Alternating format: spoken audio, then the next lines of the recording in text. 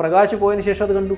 CPM ഏറ്റവും കൂടുതൽ വോട്ടുള്ളതാണ്. ഒരു ത്രികോണ മത്സരത്തിലേക്ക് പോകാൻ സാധ്യതയുള്ള ഒരു മണ്ഡലമാണ്. ശബരിമല സ്വർണ്ണ കവർച്ച കേസിൽ പ്രതിയായിട്ട് കിടക്കുന്ന ആ പത്മകുമാറാണ് ഏറ്റവും ചെറിയ പ്രായത്തിൽ. പശ്ചിമഘട്ടത്തിൻ്റെ മടിത്തട്ടിലെ ഒരു മലയോര ഗ്രാമമായ കോന്നിയിലാണ് ഞങ്ങൾ ABC മലയാളം ഇന്ന് എത്തി നിൽക്കുന്നത്. രാഷ്ട്രീയ വിശകലനങ്ങളും വസ്തുതകളും കണക്കുകളും ഞങ്ങൾ വിശദമായി തന്നെ നിങ്ങൾക്ക് മുന്നിൽ അവതരിപ്പിക്കും. ABC മലയാളം ഒരു പ്രവചനത്തിലില്ല.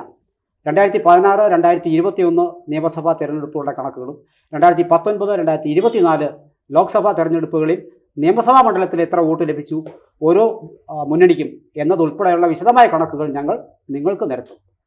പ്രവചിക്കേണ്ടത് നിങ്ങളാണ്. നമ്മുടെ കമൻറ്റ് ബോക്സിൽ ചെന്ന് എത്രയും വേഗം ആദ്യം തന്നെ നൽകിയിരിക്കുന്ന ലിങ്കിൽ ക്ലിക്ക് ചെയ്ത് വിജയസാധ്യത ഏത് മുന്നണിക്കാണ് എന്ന് നിങ്ങൾക്ക് പ്രവചിക്കാം. വേഗമാണ് സർ. കോന്നി ഒരു മലയോര ഗ്രാമം, വനവിഭവങ്ങൾ, ശാന്തമായ ഏറ്റവും വലിയ വനവിഭവം എന്ന് പറയുന്ന ആനകളാണ്. കോന്നി ആനക്കൂട്. പണ്ട് നമ്മൾ വാരിക്കുഴി ഉണ്ടാക്കി ആനയെ പിടിക്കുന്ന ഒരു സമ്പ്രദായമാണ്. അങ്ങനെ വരുന്ന ആനകളെ, പാവപ്പെട്ട ആനകളെ പിടിച്ചു കൊണ്ടുവന്നിട്ട് പീഡിപ്പിക്കുന്ന സ്ഥലമായിരുന്നത്. ആനക്കൂടെന്ന് പറയുമ്പോൾ അതിൻ്റെ ആനകളുടെ കരച്ചിലുണ്ടല്ലോ, പീഡിപ്പിക്കുമ്പോൾ അതിൻ്റെ വേദന കൊണ്ടുകൊണ്ട് തന്നില്ല. മലയാകം മുഴങ്ങും. അത്ര ഭയങ്കരമായിട്ടുള്ള പരിശീലന കേന്ദ്രമാണ്. ഒരുപാട് അമ്പലങ്ങളിൽ തിടമ്പേറ്റുന്നത് അവിടുന്ന് പരിശീലിപ്പിക്കപ്പെട്ട ആനകളാണ്. കാര്യമൊക്കെ ശരിയാണ്. പക്ഷേ കൊടിയ പീഡനങ്ങൾ കോടതികൾ പോലും ഒരിക്കൽ നിരീക്ഷിക്കുകയുണ്ടായി. അങ്ങനെയുള്ളൊരു സ്ഥലമാണ് ഈ കോന്നി. എനിക്കൊരു സംശയമുള്ളത് പ്രശാന്ത് മാഷിനോട്, കോന്നിക്ക് തന്നെ കോന്നിയൂർ എന്നൊരു പേരും കൂടെ ഉണ്ടോ? കോന്നിയൂർ എന്ന് പറയുന്ന ഒരു സ്ഥലമുണ്ട് അതിനടുത്ത്. കോന്നിയൂർ നരേന്ദ്ര, കോന്നിയൂർ രാധാകൃഷ്ണൻ, കോന്നിയൂർ നരേന്ദ്രൻ. കോന്നിയിൽ തന്നെയാണ്, ആ നിയോജകമണ്ഡലത്തിലാണ് കോന്നിയൂർ. പക്ഷേ കോന്നി എന്ന് പറയുന്ന പ്രത്യേക സ്ഥലമാണ്. കോന്നി മണ്ഡലത്തിലെ ഒരു പ്രത്യേക സ്ഥലമാണ്. അവിടെ നിന്നുള്ള കോന്നിയൂർ നരേന്ദ്രനാഥ് ആകാശവാണിയുടെ ഡയറക്ടറായിട്ടിരുന്ന, അതുപോലെ തന്നെ ഒരുപാട് പേരുണ്ട്. കോന്നിയൂർ പാസി എന്നൊക്കെ പറയുന്ന ആൾക്കാരും എഴുത്തുകാരും ഒക്കെ ഉള്ള ഒരു മണ്ഡലമാണ്. ഇപ്പോൾ വളരെയധികം പുരോഗമിച്ചിട്ടുണ്ട്. അവിടുത്തെ റോഡുകളൊക്കെ പണ്ട് ഈ കാട്ടിൽ കൂടി പോകുന്ന പോലായിരുന്നു പണ്ട് സഞ്ചരിച്ചിരുന്നത്. ഇപ്പോൾ മനോഹരമായ റോഡുകളും ഒക്കെ ആയിട്ട് അതിൻ്റെ മുഖച്ഛായ ആകപ്പാടെ കൂടെ മാറിയിട്ടുണ്ട് അല്ലേ? അങ്ങനെ ഒരു മാറ്റം സംഭവിച്ചിട്ടുണ്ട്. അവിടെ ഇരുന്ന MLA-മാരിലെ ഏറ്റവും പന്തളം PR മാധവൻപിള്ള എന്ന് പറഞ്ഞു. ഒരു കാലത്ത് CPIയുടെ സംസ്ഥാന നേതാവായിരുന്ന PR മാധവൻപിള്ള. അദ്ദേഹം തന്നെ പന്തളം മന്നം ഷുഗർ മില്ലിൻ്റെ ചെയർമാനുമായിട്ടിരുന്ന ആളാണ്. വലിയൊരു നിയമസഭയിൽ നല്ല ഒച്ചപ്പാടും ബഹളവും ഒക്കെ ഉണ്ടാക്കാൻ കഴിവുള്ള ശക്തനായ ഒരു വാഗ്മിയായിരുന്ന വ്യക്തിയാണ് പന്തളം PR മാധവൻപിള്ള എന്ന് പറയുന്നത്. അങ്ങനെ ശക്തരായിട്ടുള്ള പല ആൾക്കാരുണ്ട് നമ്മുടെ കോന്നിയിൽ തന്നെയാണ്. അടൂർ മത്സരിക്കാത്ത അടൂർ പ്രകാശ് കോന്നിയിലാണ് പലവട്ടം മത്സരിച്ചിട്ടുണ്ട്. ഇപ്പോഴത്തെ ജിനേഷ് കുമാറാണ് ഇപ്പോൾ MLA ആയിട്ടുള്ളത്. അദ്ദേഹം എനിക്ക് തോന്നുന്നു 3 വട്ടം അല്ലേ, മൂന്നാമത്തെ 2 വട്ടം, ഒരു ബൈ ഇലക്ഷൻ, ഒരു മെയിൻ ഇലക്ഷൻ, അങ്ങനെ 2 ഇലക്ഷനുകളിലായിട്ട് ആ മണ്ഡലത്തെ പ്രതിനിധാനം ചെയ്തുകൊണ്ടിരിക്കുന്ന യുവ MLA ആണ് അദ്ദേഹം. സർ, ടൂറിസവുമായി ബന്ധപ്പെട്ടിട്ടിപ്പോൾ വലിയ ചില കുട്ടവഞ്ചി അങ്ങനെയുള്ള കാര്യങ്ങളൊക്കെ ഒരു പ്രൊമോഷൻ്റെ ഭാഗമായിട്ട് അവിടെ വരുന്നുണ്ട്. അതിനകത്ത് നമ്മൾ പറയേണ്ടതെന്ന് പറഞ്ഞാൽ കോന്നി, ഇപ്പം ഇതിനകത്ത് പന്തളം സാർ പറഞ്ഞതുപോലെ കോന്നിയിൽ വലിയ വികസനമാണെന്ന് പറഞ്ഞു. കോന്നിയെ കോന്നിയാക്കിയ ഒരു MLA അടൂർ പ്രകാശ്. കാരണം തുടർച്ചയായിട്ട് കോന്നിക്കൊരു പ്രത്യേകതയുണ്ട്. നമ്മൾ അടൂരിൻ്റെ പ്രത്യേകത ഇപ്പം പറയുമ്പം അടൂർ ഭരണകക്ഷി MLA വരുന്നത്, കോന്നിയിൽ എപ്പോഴും ജയിക്കുന്ന ആൾ പ്രതിപക്ഷത്തായിരിക്കും. അതാ കോന്നിയുടെ MLA. അങ്ങനെ ഓപ്പോസിറ്റ് അവിടെ നിന്ന് ജയിക്കുന്ന ആൾ പ്രതിപക്ഷത്തെ. ഇതിനൊക്കെ വ്യത്യസ്തമായിട്ട് ഉള്ള ഒരു കാര്യം വന്നത് പ്രകാശിലൂടെയാണ്. പ്രകാശ് അവിടെ അടൂരിൽ നിന്ന് പോയി പ്രകാശ് അവിടെ ജയിക്കുന്നു. ആദ്യം വളരെ കുറഞ്ഞ വോട്ടിന്, 1000 താഴെ വോട്ടിന് അദ്ദേഹം ജയിക്കുന്നു. അതിനുശേഷം ഓരോ മത്സരത്തിൽ 4 വട്ടം അവിടെ MLA ആയിട്ടുണ്ട്. 4 വട്ടവും അദ്ദേഹത്തിൻ്റെ ഭൂരിപക്ഷം വർദ്ധിച്ചുകൊണ്ടിരുന്നു. ആ ഒരു പ്രാവശ്യം വേണോ വേണ്ടായോ എന്ന് പറഞ്ഞ് വോട്ട് ചെയ്തവർ പിന്നെ പ്രകാശിനെ മാത്രം മതി ഞങ്ങൾക്ക് എന്നുള്ള രീതിയിലേക്കായി. പ്രകാശ് എവിടെയുള്ള വികസനവും ആ മലയിലെത്തിച്ചു. അവിടെ ഒരു വീട്ടിലേക്ക് പോകേണ്ട റോഡുകൾ അദ്ദേഹം ടാർ ചെയ്തു. അല്ലെങ്കിൽ ഈ പറയുന്ന വെള്ളമൊലിച്ച് പോകുന്നിടത്ത് അദ്ദേഹം ഹോളോ ബ്രിക്സ് വിളിച്ചു. അവിടെ കോന്നിയിൽ ചെന്നാൽ നമ്മൾ അതിശയിക്കുന്ന രീതിയിൽ, കാരണം ഒരു നിരപ്പായ പ്രദേശമല്ല, മലയാണ്, മൊത്തം മലയാണ്. ആ പ്രദേശത്ത് ഇത്രയും വലിയ റോഡുകളും ഇത്രയും വലിയ വികസനവും കൊണ്ടുവരുന്നതിനകത്ത് പ്രകാശിന് വലിയ വലിപ്പത്തിൽ കഴിഞ്ഞിട്ടുണ്ട്. അവിടെ ജയിക്കുന്നത്, ഈ തുടർച്ചയായിട്ട് ജയിക്കുന്ന MLA-മാരുടെ കണക്ക് നോക്കുമ്പോൾ പ്രകാശ് തന്നെയാണ് ജയിച്ചിട്ടുള്ളത്. അതിനുശേഷം ജനീഷ് അവിടെ വരുന്നു. ജനീഷ് 2 വട്ടം അടുപ്പിച്ച് ജയിക്കുന്നു.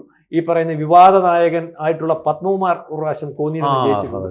അതുപോലെ NSSന്റെ ഒരു പാർട്ടി ഉണ്ടായിരുന്നല്ലോ, നായന്മാരുടെ പാർട്ടി ആയിട്ടുള്ള NDPക്ക് MLA ഉണ്ടായിരുന്ന സ്ഥലമാണ് കോന്നി. അതൊക്കെ പരിശോധിച്ചു. അതുപോലെ ഇദ്ദേഹം പറഞ്ഞ പോലെ അവിടുന്ന് വന്നവരെല്ലാം ഈ പറഞ്ഞ പ്രശസ്തരാണ്. പന്തളം PR ഈ പറഞ്ഞ അദ്ദേഹം കോന്നിയിൽ ജയിച്ചിട്ടുണ്ട്. ഈ CPIയുടെ സമുന്നത നേതാവ്, അദ്ദേഹത്തിന്റെ പേരിൽ വലിയ ഇപ്പോഴും ഒത്തിരി CPI-യുടെ എണ്ണംപ്പെട്ട നേതാക്കന്മാരിൽ ഒരാളാണ്. ഒരാളാണ്. അദ്ദേഹത്തിന് ഒത്തിരി സ്മാരകങ്ങളും കാര്യങ്ങളും ഒക്കെയാണ്. ഒക്കെ ഉണ്ട്. അപ്പൊ CPI പടുത്തുയർത്തുന്ന അല്ലെങ്കിൽ കമ്മ്യൂണിസ്റ്റ് പാർട്ടിയുടെ ഒരു അല്ലെങ്കിൽ വാഴ്ത്തപ്പെട്ട നേതാവായിരുന്നു. അല്ല, ഇപ്പോഴും അഭിമാനത്തോടു കൂടി അവർ പറയുന്ന നേതാവ്. നേരിട്ട് കണ്ടിട്ടുണ്ട്. നല്ല പേഴ്സണാലിറ്റി ഉള്ള ഒരു നേതാവും കൂടിയാണ്. നേരിട്ട് കാണാനിടയായിട്ട് മണ്ഡലം ഷുഗർ മില്ലിൻ്റെ ചെയർമാനായിരിക്കുന്ന സമയത്ത് നല്ല പേഴ്സണാലിറ്റി ഉള്ള ഒരു ആൾ. ഒരുപാട് ആരോപണങ്ങൾ CPI അന്ന് ഉന്നയിച്ച് രണ്ട് പാർട്ടികളും തമ്മിലുള്ള തർക്കത്തിൻ്റെ പേരിൽ.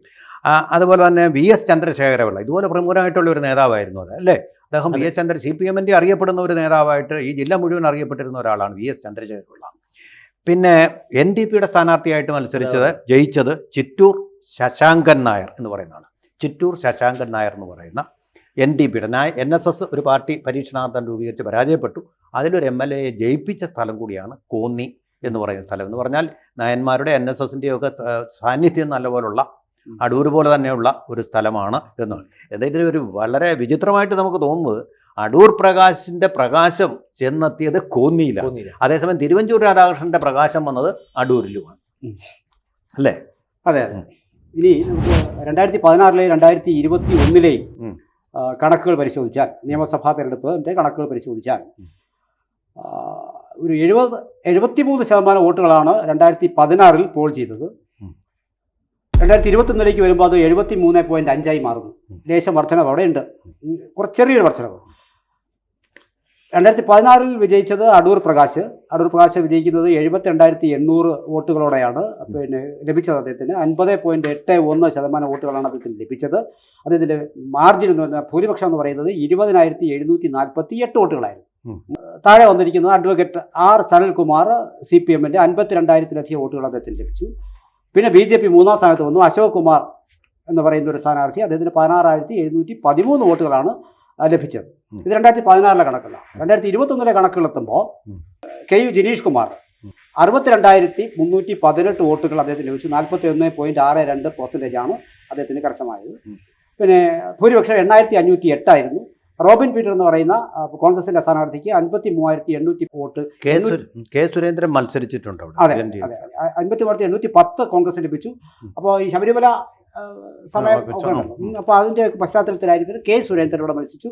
വോട്ട് വിഹിതത്തിൽ നല്ല വ്യത്യാസമുണ്ട്. അതായത് 16,713 2016 ലഭിച്ചത് നേരെ ഇരട്ടിയായി 32,811. അപ്പോൾ സ്ഥാനാർത്ഥിക്കും അവിടെ പിന്നെ ആൾക്കാർ പരിഗണിക്കുന്നുണ്ട്. ഒരു അനുകൂല സ്ഥിതിയും അവിടെ ഉണ്ടായിട്ടുണ്ട് BJP-ക്ക് 2021-ൽ. ഇതാണ് 2021-ലും 2016-ലെയും വിവിധ മുന്നണികളുടെ അവിടുത്തെ വോട്ട് വിഹിതവും ലഭിച്ച വോട്ടും. ഇനി നമ്മൾ ഇത് പത്തനംതിട്ട പിന്നെ ലോക്സഭാ മണ്ഡലത്തിൽ പെടുന്നതാണ് ഈ കോന്നി നിയോജക മണ്ഡലം. അതിൽ 2019-ൽ കോന്നിയിൽ UDF 34.4 49,667 വോട്ടുകൾ ലഭിച്ചു. LDF-ന് 32.5 46,946. NDA-ക്ക് 19-ൽ 32. ശ്രദ്ധിക്കേണ്ടതുണ്ട്, അത് 34, 32 NDA-ക്ക് 32 ലഭിച്ചു എന്നുള്ളതാണ്. 46,506 വോട്ടുകൾ. ഇനി അത് 24-ലേക്ക് വരുമ്പോൾ UDF-ന് 36.8 ആക്കാൻ സാധിച്ചു. ലേശം വർധനയുണ്ട്, 47,488 വോട്ടുകൾ. LDF-ന് 32 എന്നുള്ളത് അവരും വർദ്ധിപ്പിച്ചു, 34.8 ആണ് ലഭിച്ചത്. 44,909 വോട്ടുകൾ. NDA-ക്ക് 26.8 മാത്രമേ ലഭിച്ചുള്ളൂ. നേരത്തെ 32-ൽ നിന്ന് ഒരു 26-ലേക്ക് താഴുകയാണ് ചെയ്തത്. 34,619 വോട്ടുകൾ. അപ്പോൾ ഇവിടെയും നമ്മൾ മുമ്പൊക്കെ പല മണ്ഡലങ്ങളിലെയും സംസാരിച്ചത് മാതിരി തന്നെ ഒരു ബലം കാണിക്കാൻ, ഒരു ത്രികോണ മത്സരത്തിലേക്ക് പോകാൻ സാധ്യതയുള്ള, വരുന്ന ആളുകളിലെങ്കിലും പോകാൻ സാധ്യതയുള്ള ഒരു മണ്ഡലമാണ്. പിന്നെ NDA സംബന്ധിച്ചിട്ട് അവർക്ക് മുന്നേറാൻ സാധ്യതയുള്ള ഒരു മണ്ഡലമാണെന്നാണ് കണക്കുകൾ നമ്മളോട് പറയുന്നത്. അവിടെ ഈ പറഞ്ഞതുപോലെ നമ്മൾ മുമ്പേ അടൂര കാര്യം പറഞ്ഞതുപോലെ ഹിന്ദു ഏകീകരണം വന്നാൽ BJP-ക്ക് ഗുണമുണ്ടാകുന്ന മണ്ഡലമാണ്. BJP ജയിക്കാൻ പറ്റുന്നുണ്ട്. നമ്മൾ ശ്രദ്ധേയമായിട്ടുള്ള ഒരു സ്ഥാനാർത്ഥി ജയിച്ചത് A പത്മകുമാറാണ്. CPM-ൻ്റെ A പത്മകുമാർ 1991 നന്നേ ചെറിയ പ്രായത്തിൽ 24-25 വയസ്സുള്ള നന്നേ ചെറുപ്പത്തിൽ ജയിച്ച ഒരു മണ്ഡലമാണ്. അദ്ദേഹം അന്ന് നേടിയ ഭൂരിപക്ഷം എന്ന് പറയുന്നത് കേവലം 910 പോലും എത്തിയില്ല, 916. അടുത്ത പ്രാവശ്യമാണ് അടൂർ പ്രകാശ് വരുന്നത്. അടൂർ പ്രകാശ് വരുന്നതും തുടക്കത്തിൽ വലിയ ചെറിയൊരു ഭൂരിപക്ഷത്തിലാണ്, വെറും 806. പക്ഷേ അടുത്ത പ്രാവശ്യം വരുമ്പോൾ ഈ സകല റെക്കോർഡുകളും, ആ മണ്ഡലത്തിലെ സകല റെക്കോർഡുകളും മറികടക്കുന്ന ഒരു ഭൂരിപക്ഷത്തിലാണ് അദ്ദേഹം ജയിക്കുന്നത്. 14,050. പിന്നെ ആ ഭൂരിപക്ഷം പിന്നെ താഴോട്ട് പോയിട്ടില്ലെന്നുള്ളതാണ് അദ്ദേഹം ആ മണ്ഡലത്തിലുണ്ടാക്കിയ പോപ്പുലാരിറ്റി. അത് വേറെ വലിയ കാര്യമുണ്ട്. നമ്മൾ മനസ്സിലാക്കേണ്ട ഒരു കാര്യം എന്ന് പറഞ്ഞാൽ ഓരോ നിയമസഭ പത്തനംതിട്ട ജില്ലയിൽ അല്ലെങ്കിൽ ഈ പറയുന്നത് പോലെ ഓരോ നിയമസഭാ മണ്ഡലം പരിശോധിക്കുമ്പോൾ ഓരോ നിയമസഭാ മണ്ഡലത്തിനും ഓരോ സാധ്യതയുണ്ടല്ലോ. അപ്പോൾ അതിനകത്ത് നമ്മൾ പറഞ്ഞില്ലേ ആർക്കും സാധ്യതയില്ലാത്ത മണ്ഡലം അല്ല ആര് ജയിക്കുന്നു. ഏറ്റവും കൂടുതൽ CPM സാധ്യതയുള്ള മണ്ഡലമാണ് ഈ പറഞ്ഞ വോട്ടുള്ള മണ്ഡലമാണ് കോന്നി. അവിടെയാണ് ഈ പറയുന്നത് പോലെ പ്രകാശ് നിന്നപ്പോൾ ചിത്രം ആർക്കും പ്രവഹിക്കാൻ പറ്റാത്ത രീതിയിലൊക്കെ ഭൂരിപക്ഷത്തിൽ അദ്ദേഹം വന്നു. അതിനുശേഷം പ്രകാശ് പോയതിനു ശേഷം അത് കണ്ടു. കാരണം ഏറ്റവും ആദ്യം CPM ജയിക്കുന്ന മണ്ഡലം, അത് ഏറ്റവും കൂടുതൽ വോട്ടുള്ള മണ്ഡലം CPM പിടിച്ചു. അപ്പം വ്യക്തിക്കാണ് പ്രാധാന്യം എന്ന് നമുക്ക് മനസ്സിലാവും. ജനീഷുമായി ബന്ധപ്പെട്ട് അടുത്ത കാലത്ത് ഏതോ ഒരു ഓഫീസിൽ കയറി ചെന്നിട്ട് അത് വനം വകുപ്പിന്റെ വേറെ വോട്ട് കൂട്ടാൻ വേണ്ടി ചെയ്യുന്നവർ. അപ്പോൾ ഇനി ഏറ്റവും ഒടുവിലത്തെ ലോക്കൽ ബോഡി ഇലക്ഷനെ കുറിച്ച് സംസാരിക്കുകയാണെങ്കിൽ നമുക്ക് കോന്നിയിൽ 52,673 വോട്ടുകൾ UDF ലഭിച്ചപ്പോൾ 52,349 കൂടെയുണ്ട് LDF. NDAക്ക് 25,931 അവർ കുറച്ച് താഴെയാണ് വോട്ട് വിഹിതം അവർക്ക് ലോക്കൽ ബോഡി ഇലക്ഷൻസിൽ സംഭവിച്ചത്. പിന്നെ തടവിൽ കഴിയുന്ന പത്മകുമാർ എന്ന് പറഞ്ഞ CPMന്റെ പത്തനംതിട്ട ജില്ലാ കമ്മിറ്റി അംഗമാണ്. ശബരിമല സ്വർണ്ണ കവർച്ച കേസിൽ പ്രതിയായിട്ട് കിടക്കുന്ന ആ പത്മകുമാറാണ് ഏറ്റവും ചെറിയ പ്രായത്തിൽ ഈ കോന്നി മണ്ഡലത്തിൽ നിന്ന് ജയിച്ചു എന്ന് പറയുന്നത് MLA ആവുകയും ചെയ്തത്. അതുപോലെ തന്നെ ശബരിമലയായിട്ട് വേറൊരു ബന്ധം കൂടിയുണ്ട്.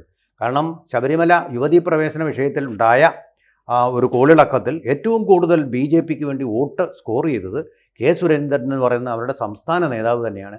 അതും ഈ മണ്ഡലത്തിലായിരുന്നു.